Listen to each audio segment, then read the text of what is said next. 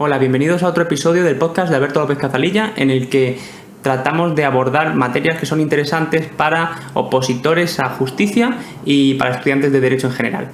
En este podcast en concreto vamos a estudiar un pequeño clip que hemos extraído de otro podcast más largo, concretamente y bastante más famoso, que es Una vida a tu medida, de Ángel Alegre, en el que entrevista a Marina Díaz, una psicóloga interno residente, y posteriormente otras cosas, pero en su momento sacó una oposición con muy buena nota en un tiempo prácticamente récord y merece la pena estudiar los motivos por los que esto se produjo, porque creo que se pueden sacar muchas lecciones de este clip.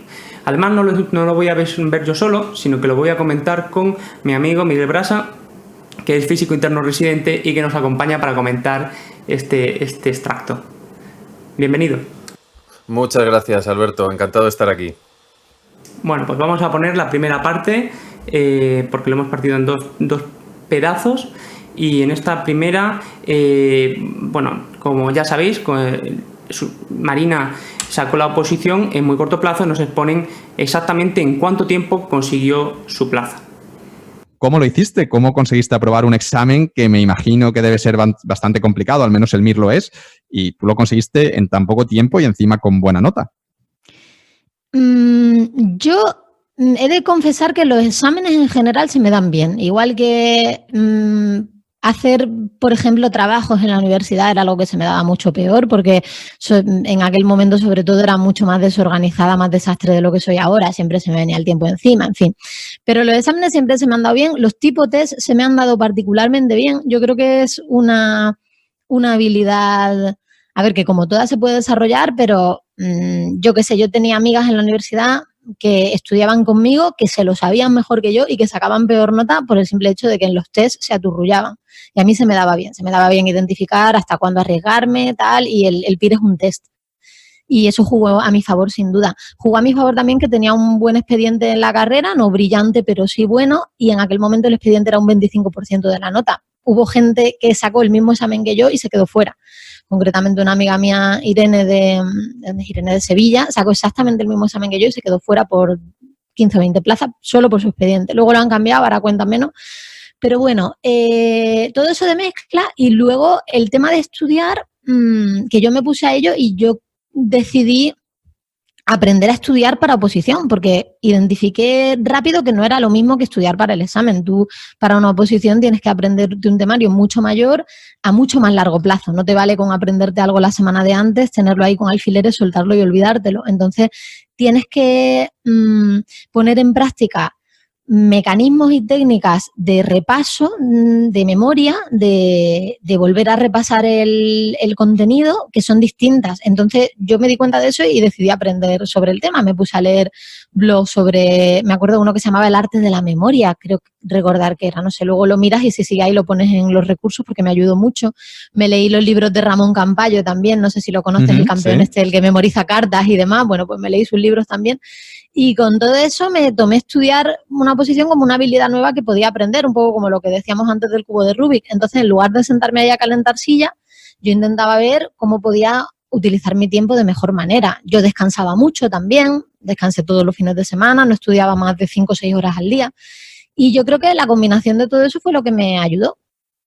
Bueno, pues de este primer extracto podemos sacar varias lecciones que son bastante interesantes.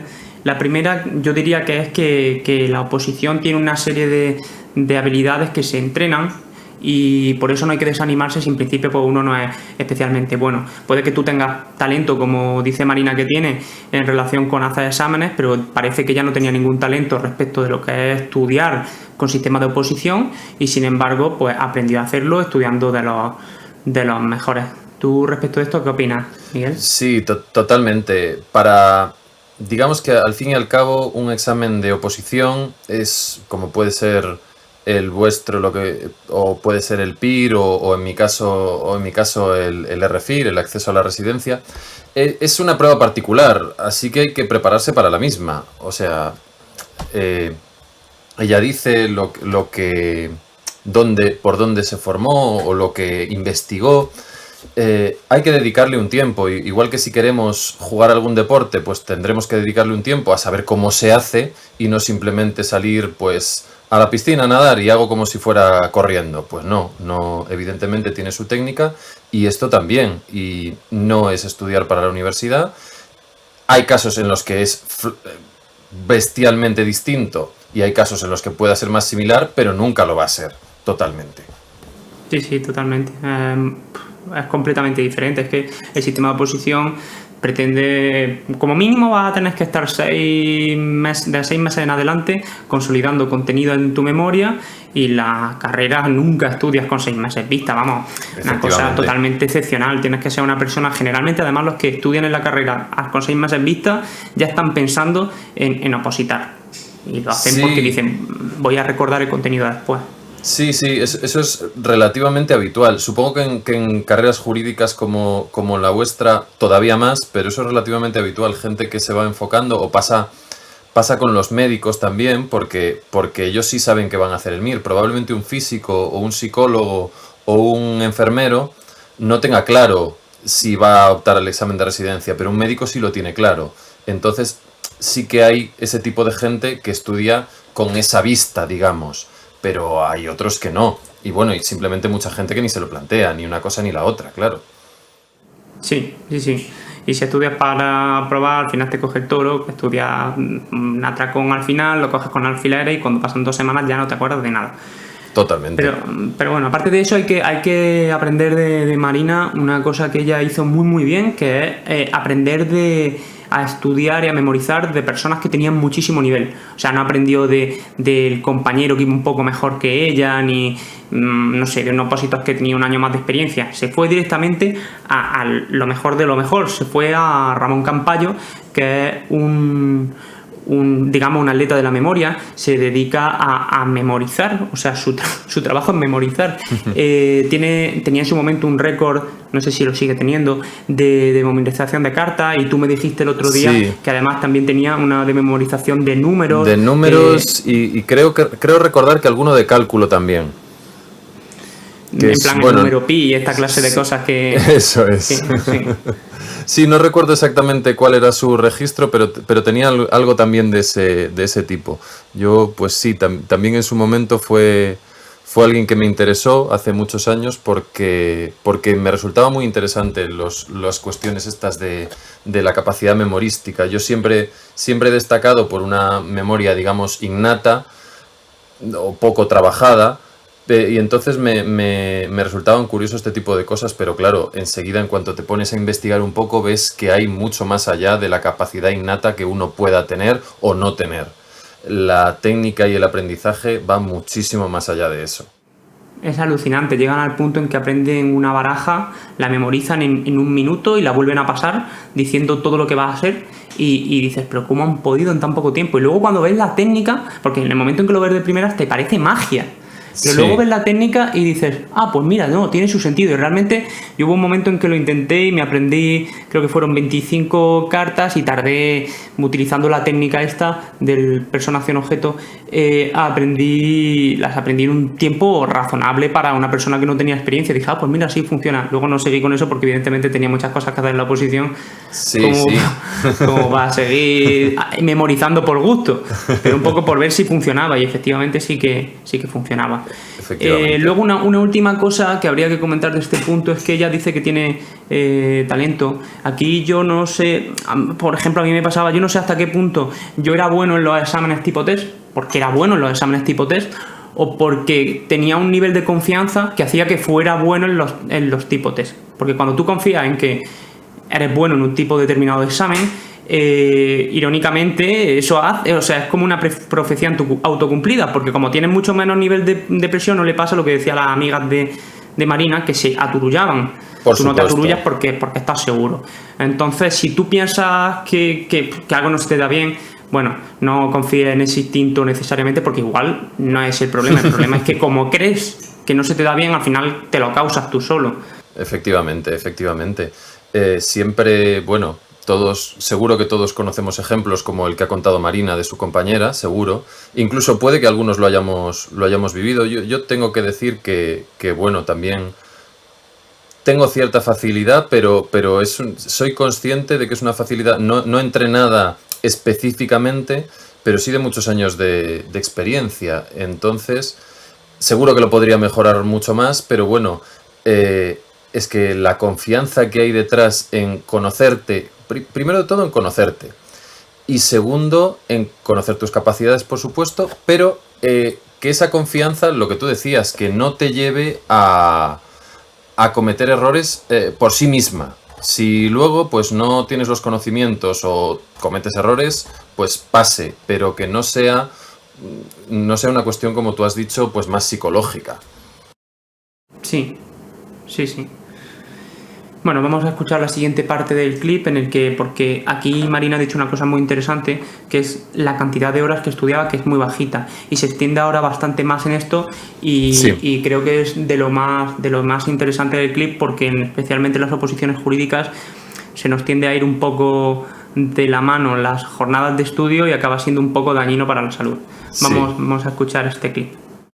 ¿Y qué consejo le darías a los oyentes que estén preparándose ahora mismo un examen similar, unas oposiciones o un examen con un temario muy extenso o que tengan que preparárselo algún día?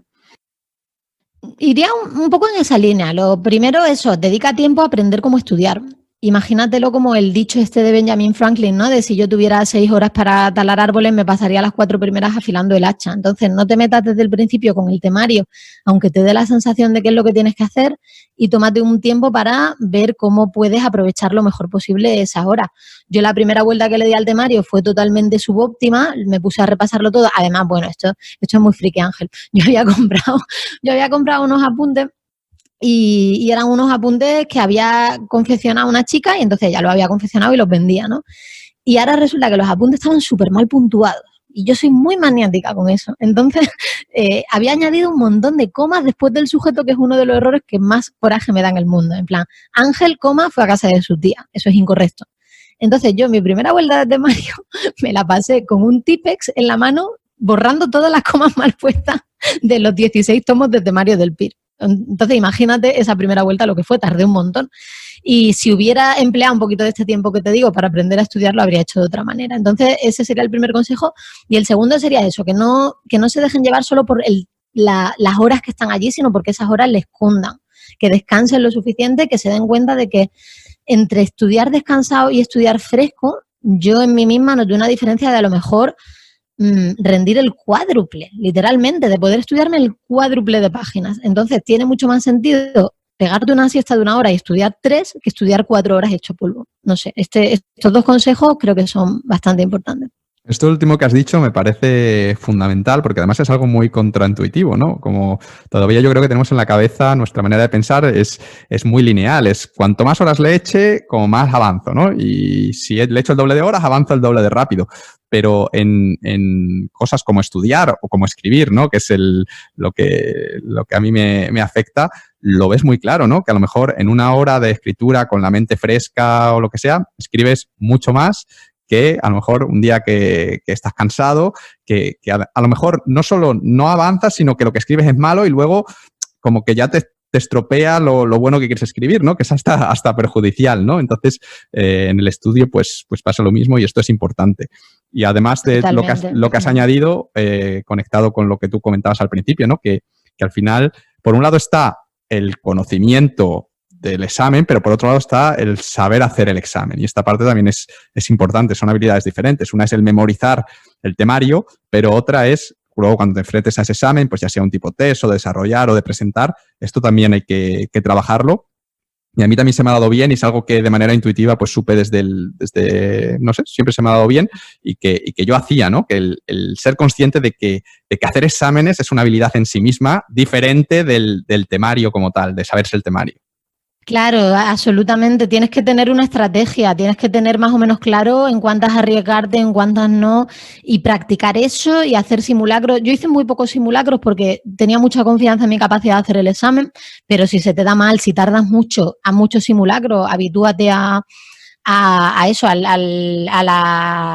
ambiente del examen también. En fin, bueno, esto se podría hacer una entrevista solo de esto, tampoco es mi especialidad porque, en fin, pero bueno, estos serían un poco los consejos que yo daría desde mi experiencia.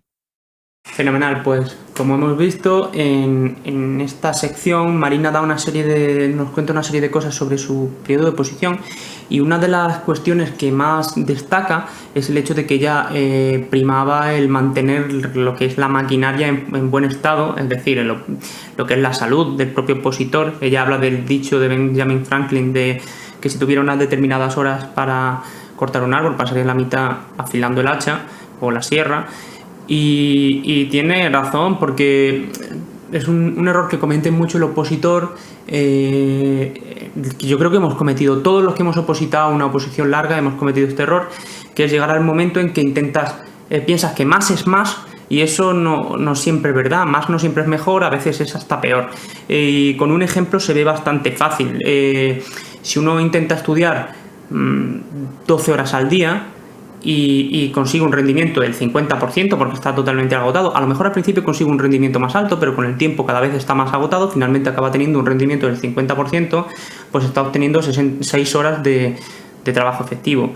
Y si además tiene que dormir, y vamos a decir que como está a este nivel de estrés, duerme solo 6 horas, lo cual es mala idea por motivos que luego comentaremos, pero ya lleva 12 horas y luego otra hora en higiene, porque tiene que ir al baño, porque tiene que ducharse, porque sigue siendo una persona, tiene que comer, que por lo menos echará 1 hora o 2, porque si tiene que cocinar mínimo son 2, y luego finalmente otra hora en cambios de contexto, como que se viste para ir a la biblioteca si tiene que ir fuera. En cualquier caso, ninguna persona se despierta y salta inmediatamente y coge el libro, hay una transición mínima, y cuando se vuelve a poner otra vez hay ese periodo de transición. Al final, suponiendo eso, que ha gastado 12 horas en estudiar, 6 horas en dormir, 2 horas en comer, 1 hora en higiene, otra hora en estos cambios de contexto, ya lleva 22 horas ocupadas y le quedan 2 horas, solamente 2 horas, para cuidar lo que es su salud física y mental, y que le dé la luz, respirar aire fresco, despejarse, hablar con alguien, no estar totalmente aislado a nivel psicológico, que eso también es muy dañino.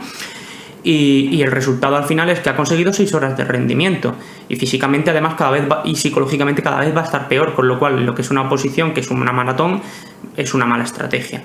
Sin embargo, si hiciera una jornada como la que dice Marina, bueno, vamos a extenderla un poco, 8 horas con un rendimiento de casi el 100%, pues vamos a decir que consigue 7 u 8 horas incluso de trabajo efectivo. Ya está superando al que lleva 12 horas en trabajo efectivo. Pero es que además, si duerme 9 horas y se ha tirado 8 horas trabajando, ya lleva 17 horas ocupadas, y luego las 3 horas que hemos añadido de comer y de cambios de contexto y la hora de higiene, etcétera, se le ocupa un total de 21 horas. Al final ha tardado 1 hora, o sea, tiene 3 horas libres en vez de 2 horas libres, y la diferencia es que ha dormido 3 horas más.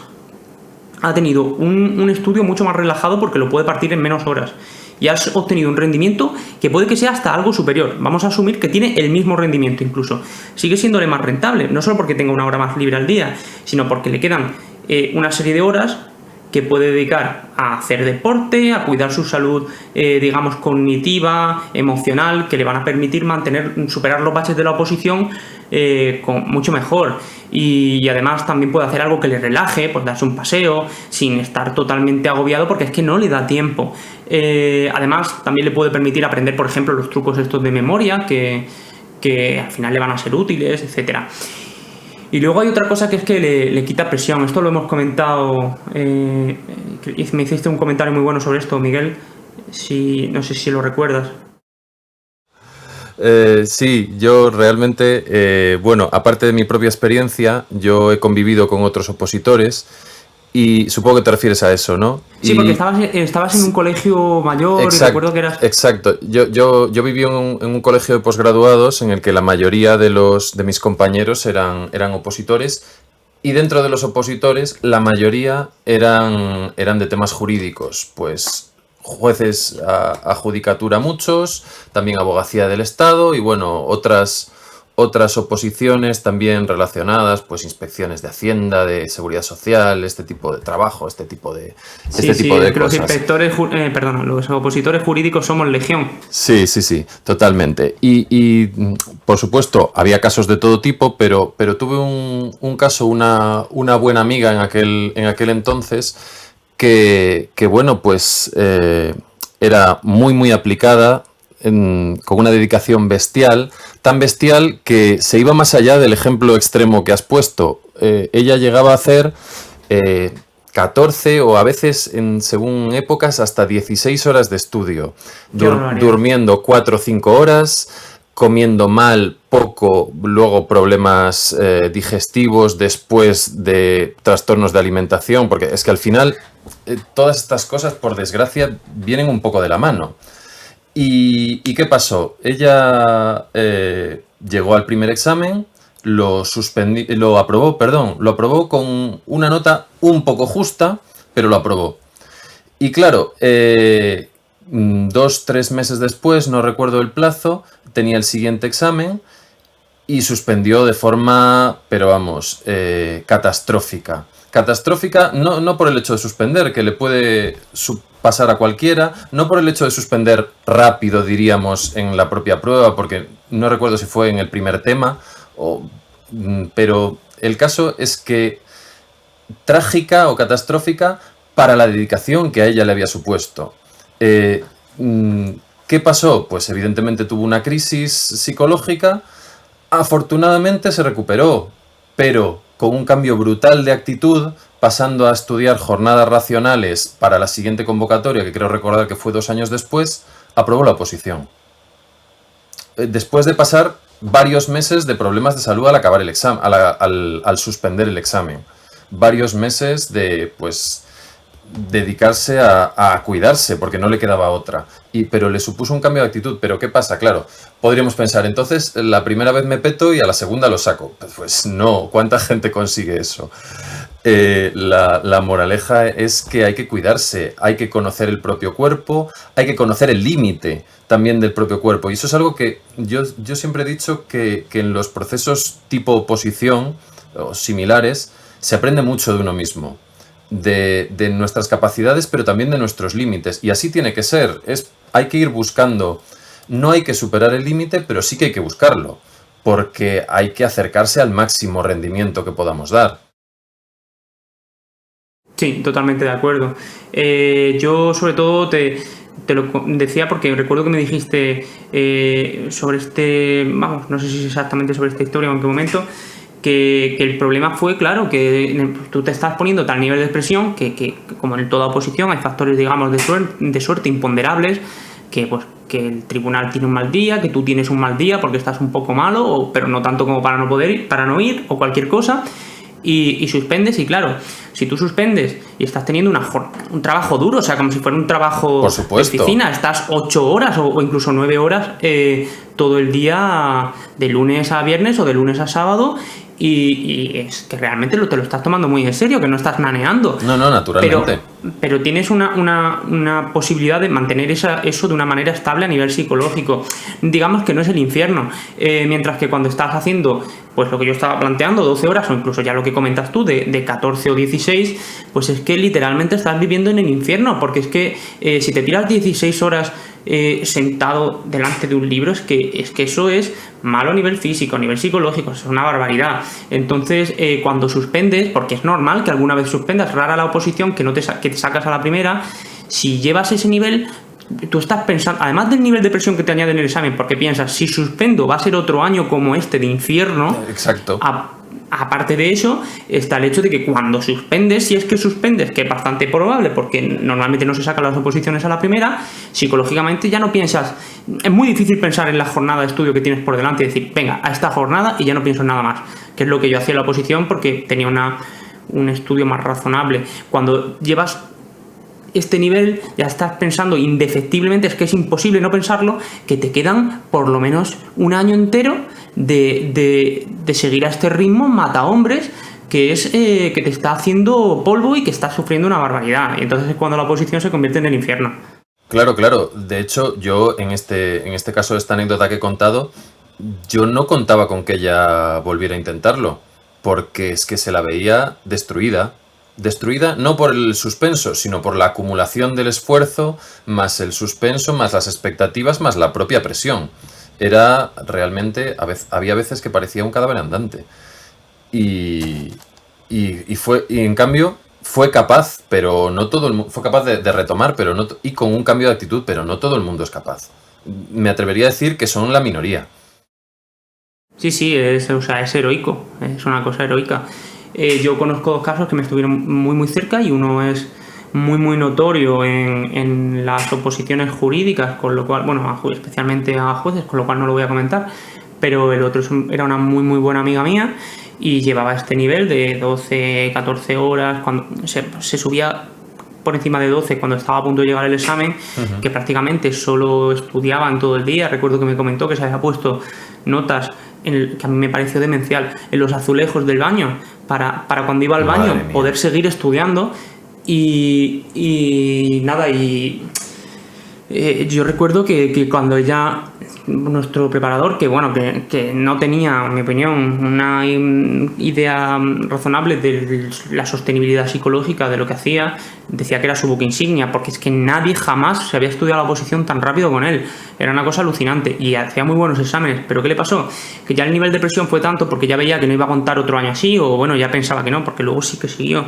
Y cuando llegó al examen, la interrumpieron para pedirle que hablara más lento. Le dijeron: está haciéndolo usted muy bien, pero por favor vaya más lento porque nos cuesta seguirlo, por el nivel de tensión que tenía. Hablaba rapidísimo. Claro.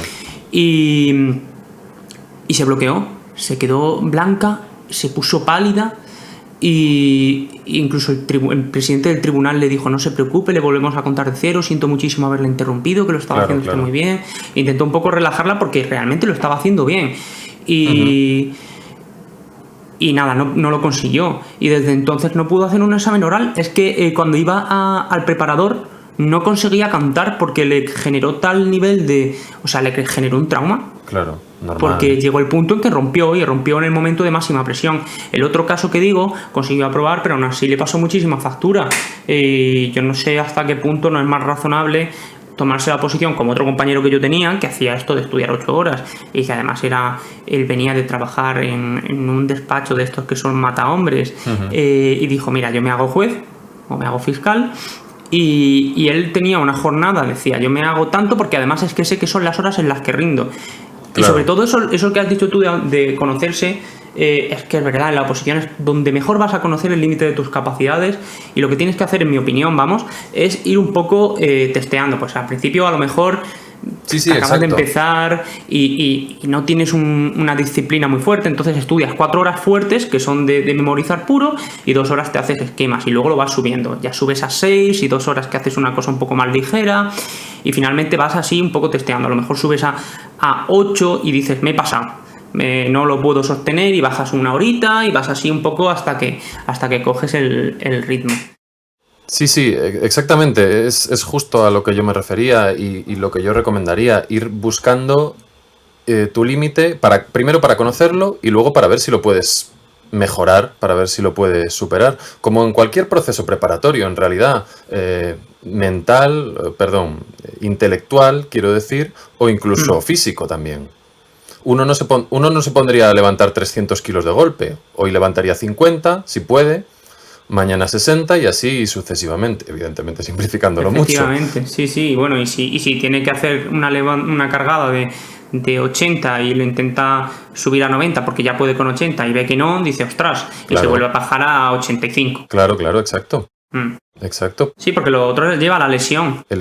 Pues el esfuerzo intelectual igual, solo que probablemente o muchas veces no se puede recuperar. Sí, yo creo que lo que pasa es que como no es tan visible o tan claramente perceptible como una lesión física, que dices: me duele cuando hago esto, y entonces vas al fisio o lo que sea.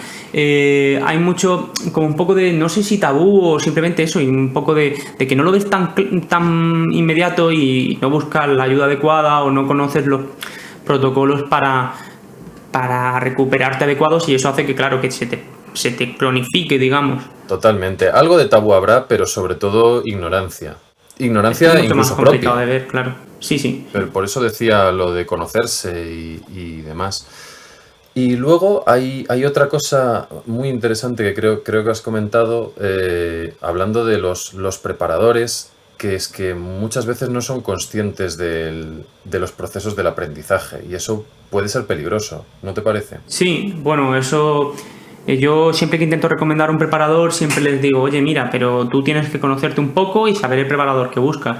Si tú eres una persona, por ejemplo, que sabe que necesita que le presionen un poco, pues igual buscas un preparador un poco más duro. Si tú eres una persona que se pone un nivel de presión, como hacía mi compañera, exagerado, pues necesitas un preparador que te dé un poco más. Un poco ese esfuerzo. Exactamente, diga, oye, que se te está yendo la cabeza, sobre todo si eres una persona que necesita apoyo psicológico, no por nada, sino porque tú sabes que eres una persona que, si por ejemplo tienes una fase en la que te va a rendir muy mal, pues te vas a venir un poco abajo, necesitas un preparador que sepa verlo y que te sepa ayudar en ese sentido, porque muchos preparadores son muy buenos a nivel técnico, son unos juristas fenomenales. Exactamente. Luego desgraciadamente, hay otros que no son ni una cosa ni la otra, pero porque la vida es así, pero bueno, la mayoría son muy buenos juristas, pero no todos tienen esa visión que tiene, digamos, el profesor. Bueno, tú lo sabes bien, que a los alumnos ya les medíamos un poco en las lecciones estas que estuvimos dando para preparación a técnico de rayos, y ya sabías quién estaba estudiando mucho y quién no, y quién... Sí, y hasta dónde le podías exigir, o si necesitaban más o necesitaban menos. Efectivamente, sí. Y nada, lo último para terminar, yo creo que estaría bien comentar lo de el proceso de aprendizaje que comenta Marina, y también lo dice Ángel, que hay como distintas facetas que tienes que aprender específicas para la oposición. Y yo diría que fundamentalmente hay 3, que son por un lado memorizar, evidentemente, esto que tanto han comentado. En segundo lugar, el hacer el tipo de examen, que claro, no es lo mismo que sea un test que sea un oral. Tienes que aprender a exponer lo que ya has aprendido de la manera adecuada al tipo de examen.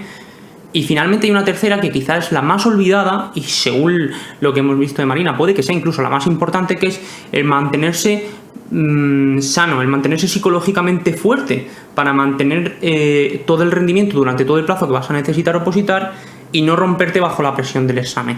Pues es que totalmente de acuerdo. Poco se puede añadir a eso. Bueno, lo que hemos venido comentando, conocer tus límites y ser capaz de mantener un ritmo alto de estudio, y luego ser capaz de llegar al examen con fuerza mental, no solo con conocimientos técnicos, diríamos. Totalmente de acuerdo. Y además creo que es un cierre fenomenal para esta pequeño estudio del extracto de Marina Díaz y Ángel Alegre, y vamos a dejarlo aquí. Vamos a dejar unos comentarios en los comentarios, en la caja de texto, según donde lo estéis escuchando. Vamos a poner enlace al episodio concreto de Marina Díaz, porque cuenta el resto de su historia y hay bastantes puntos que son interesantes y que pueden sacarle alguna utilidad, aunque no estén tan relacionados directamente con la oposición.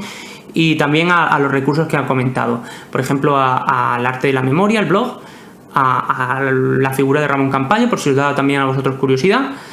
Y también dejaré enlace a los artículos sobre técnicas de memoria, de memorización, que tengo en el blog, y que principalmente están también extraídos de aprender de los principales atletas de memoria, de acudir a sus blogs generalmente en inglés y extraer el contenido, las técnicas que utilizan, y con ello pues tratar de aportárselo a los opositores, convertirlo a lo que es la oposición jurídica y adaptarlo.